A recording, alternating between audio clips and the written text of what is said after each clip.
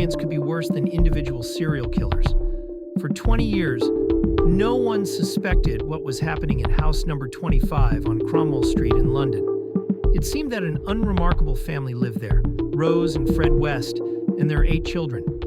Meanwhile, the unfortunate offspring hid in a dark basement, where the father sexually abused them and the mother mercilessly beat them.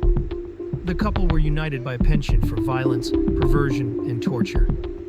After the remains of 5 victims were discovered in the basement's House of Horrors, they were tried and sentenced to life imprisonment. The investigation revealed that together they had killed 10 people. However, Fred, who had learned how to dismember animal carcasses at a slaughterhouse, was 12 years older than Rose and had been involved in such activities earlier. For example, he killed an unwanted fiancée. He met Rose when she was a minor and turned her into a prostitute to have something to live on. Both grew up in unhealthy families.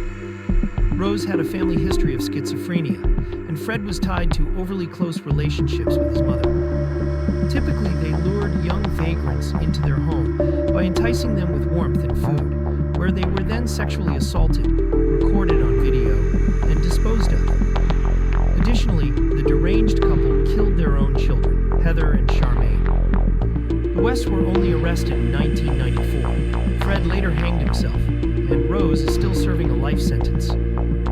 If all these horrifying facts aren't enough, read the revelations of their daughter, Mae West. Co-authored with Neil McKay, she released the memoir Cries of the Dead, a story of murder and hope. Original title, Love You Mom, My Parents, Fred and Rosemary West, the real story, which will make you want to cry out of empathy for a girl who grew up